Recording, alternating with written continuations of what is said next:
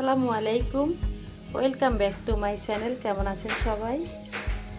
আশা করি আমার প্রিয় ভাই বোন শুভাকাঙ্ক্ষী আপনারা যে যেখানে আছেন আল্লাহর রহমতে সবাই ভালো আছেন, সুস্থ আছেন। আমিও আল্লাহ পাকের অশেষ মেহেরবানিতে পরিবারের সবাইকে নিয়ে আলহামদুলিল্লাহ ভালো আছি। তো এখানে ডিম আলুর চপ ভাজতেছি। এগুলো আসর নামাজের আগে বানিয়ে রেখেছিলাম ঠিকঠাক করে, এখন শুধু ভাজার পালা। ইফতারের আগ মুহূর্তে আর কি ভেজে নিচ্ছি খুব সুন্দর করে। তো আমাদের বাসায় মেহমান আসছিল, তো মেহমানদের জন্য একটা পুডিং বানিয়েছি, তার সাথে আরও বিভিন্ন রকম আইটেম আর কি ইফতারের জন্য রেডি করছি। তো এরই ফাঁকে পুডিংটা বানানো শেষে আর কি আমি নর্মাল ঠান্ডা করে তারপর নর্মাল ফ্রিজে রেখেছিলাম। ফ্রিজ থেকে বের করে এভাবে একটা প্লেটে ঢেলে নিয়েছি আর কি। তো পিস করে কেটে নেব।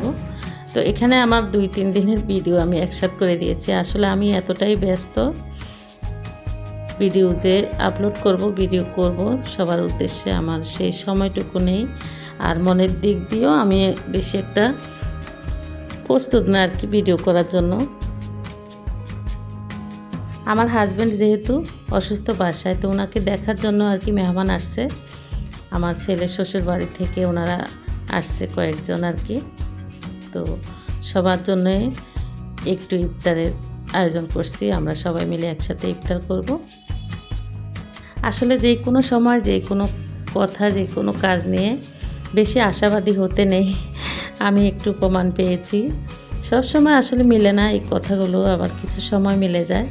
যেমন আমি এবার খুব আশা করছিলাম এইবারে রোজায় আমি খুব সুন্দর করে ভিডিও করে সবার উদ্দেশ্যে আপলোড দিব, তো সেই সময় সেই সুযোগ আমার হয়ে ওঠে নাই।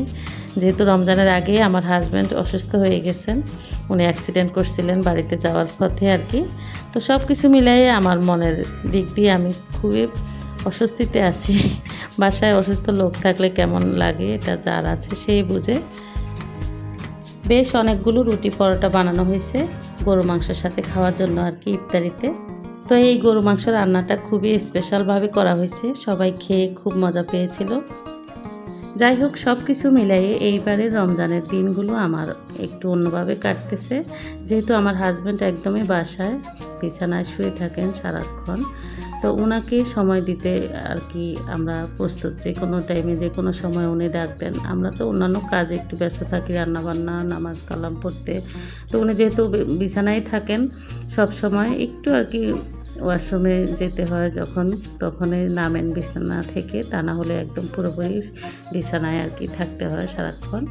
তো ওনাকে সময় দিতে আমরা প্রস্তুত, যে কোনো সময় যে কোনো টাইমে। আমি আমার মেয়ে আমরাই তো বাসায় থাকি সারাক্ষণ। ছেলেরা তো, বড় ছেলে অফিস চলে যায় সকালে, ছোট ছেলে পড়ালেখা নিয়ে একটু ব্যস্ত। মেয়ের যখন ভার্সিটি খোলা ছিল তখন তো আমারই সব কিছু একা দেখতে হতো। এখন তো মেয়ের ভার্সিটি বন্ধ দিয়েছে, তো আমার সাথে একটু সাহায্য করার মতো ও আছে আর কি। তো এই সব কিছু মিলাই একটু অন্যরকমভাবে দিনগুলো কাটতেছে। সবাই দোয়া করবেন। আল্লাহ হাফেজ, আসসালামু আলাইকুম।